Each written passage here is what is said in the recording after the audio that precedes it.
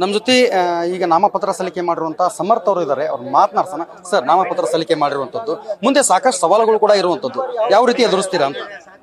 ನಿಮ್ ಕಡೆಯಿಂದ ಸವಾಲಾರ ಏನ್ ಸವಾಲ ಇದಾವೆ? ಇಲ್ಲ, ಏನಾರ ಸವಾಲುಗಳಿರ್ಲಿ ನೀವ್ ನಮ್ಮ ಹತ್ರ ಬರ್ಬೋದು. ನಾವು ಯಾವಾಗ್ಲೂ ಎಲ್ಲರ ಜೊತೆಗೆ ಇರ್ತೀವಿ. ಏನಾರ ಪ್ರಶ್ನೆ ಇದ್ರೆ ಕೇಳ್ರಿ, ನಾವು ಉತ್ತರ ಕೊಡ್ತೀವಿ. ಸರ್, ಎಷ್ಟು ಕ್ಷೇತ್ರದಲ್ಲಿ ಎಷ್ಟು ತಿಂಗಳಿಂದ ನೀವು ಇದ್ರಿ? ಎಲ್ಲರೂ ವಿಶ್ವಾಸಕ್ಕೆ ತಗೊಳ್ಕೋಬೇಕು, ಜೊತೆಗೆ ಜನರ ಕುಂದುಕೊರತೆಗಳನ್ನ ಕೇಳಬೇಕು, ಹಂಗೆಲ್ಲ ನೀವು ಇದು ಮಾಡಿದ್ರ ಅಂತ? ಹುನ್ರಿ. ಇಲ್ಲ, ಅದು ಈಗ ನಾವ್ ಯಾರ ಇರ್ಲಿ, ಯಾರ ಮನುಷ್ಯರು ಇರ್ಲಿ, ನಾವು ಈ ಕ್ಷೇತ್ರನಲ್ಲಿ ಹುಟ್ಟಿರೋದು ಬೆಳೆದಿರೋದು, ಸೊ ಎಲ್ಲರನ್ನ ಸ್ಪಂದ್ಸ್ಕೊಂತಾನೆ ಇರ್ತಾರೆ. ಆಮೇಲೆ ನಮ್ದೇನಾಗ್ತತಿ, ನಾವು ನಮ್ಮ ಅಜ್ಜಾರು ಅಪ್ಪಾಜಿ ರಾಜನೀತಿನಲ್ಲಿದ್ದಾರೆ ಅಂತ ಎಲ್ಲರೂ ಮತ್ ಅವ್ರ ಸಮಸ್ಯೆಗಳು ನಮಗೆ ತರ್ತಿದ್ರು. ಆಮೇಲೆ ಅವು ನಮ್ಮ ಕರ್ತವ್ಯನೇ ಅದು.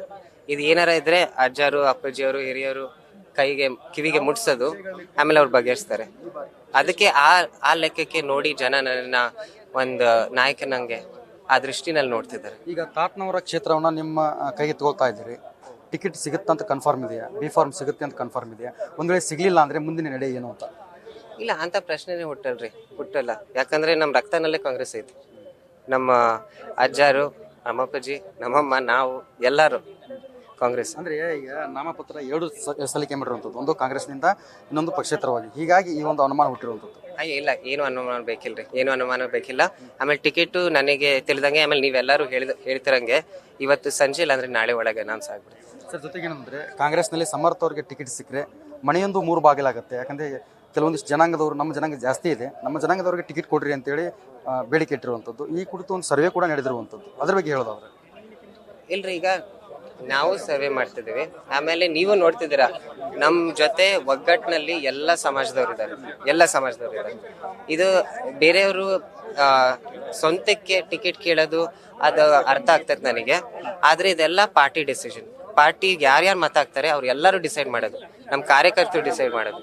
ಆಮೇಲೆ ಅವರು ಒಂದು ಸಮರ್ಥ ವ್ಯಕ್ತಿ ಯಾರು ಗೆಲ್ಬೋದು ಅವರಿಗೆ ಟಿಕೆಟ್ ಕೊಡ್ತಾರೆ. ಇವತ್ತು ಸಂಜೆ ಇಲ್ಲ ಅಂದ್ರೆ ನಾಳೆ ಅಂತಾನೆ ನಂದು. ನೀವು ಕ್ಷೇತ್ರದಲ್ಲಿ ಸುತ್ತಾಡಿದಾಗ ತಾತ್ನವ್ರ ಬಗ್ಗೆ ಹೇಳಿದ್ದಾದ್ರೆ ನೀವು ಏನೇನು ಪ್ಲಾನ್ ಮಾಡ್ಕೊಂಡಿದ್ರಿ ಕ್ಷೇತ್ರದ ಬಗ್ಗೆ? ಅವ್ರನ್ನ ಬಿಟ್ಟು ಈಗ ಚುನಾವಣೆ ಮಾಡುವಂತ ಪರಿಸ್ಥಿತಿ ಬಂದಿದೆ, ಏನ್ ಅನ್ಸುತ್ತೆ? ಎಲ್ರಿ, ಚೂರು ದುಃಖನೇ ಅನ್ಸ್ತತಿ. ಅಜ್ಜಾರ್ ಇಲ್ಲ ಈಗ. ಆಮೇಲೆ ನನ್ ತಿಳಿದಂಗೆನೆ ಅಜ್ಜಾರ್ದು ಮೇನ್ ಯಾಕೆ ಬಹಳ ಜನ ಇಷ್ಟಪಡ್ತಿದ್ರು ಅಂದ್ರೆ, ನೀವ್ ಪ್ರತಿ ಒಂದು ವಾರ್ಡಿಗೆ ಹೋದ್ರೆ ಯಾವ್ದಾರ ರಸ್ತೆ ಹಿಡಿರಿ, ಯಾವ್ದಾರ ರಸ್ತೆ ಹಿಡಿದ್ರೇನು ಅಜ್ಜಾರ್ದು ಏನಾರ ಕಾಯಕ ಕಾಣ್ತದೆ. ಅಲ್ಲಿ ಜನನೇ ಹೊರಗೆ ಬಂದಿರ್ತಾರೆ. ಈ ದೇವಸ್ಥಾನ ಐತಿ, ನಿಮ್ಮ ಅಜ್ಜಾರ್ ಇದು ಕೊಟ್ಟಿದ್ರು, ಈ ದರ್ಗಾ ಐತಿ, ಅಜ್ಜಾರ್ ಇದು ಕೊಟ್ಟಿದ್ರು. ಇಲ್ಲಾಂದ್ರೆ ನನ್ ಕಾಲ್ ಮುರ್ಕಂಡೆ ನಿಮ್ಮ ಅಜ್ಜಾರ್ ನನಗೆ ಆಸ್ಪತ್ರೆಗೆ ಕಳ್ಸಿದ್ರು.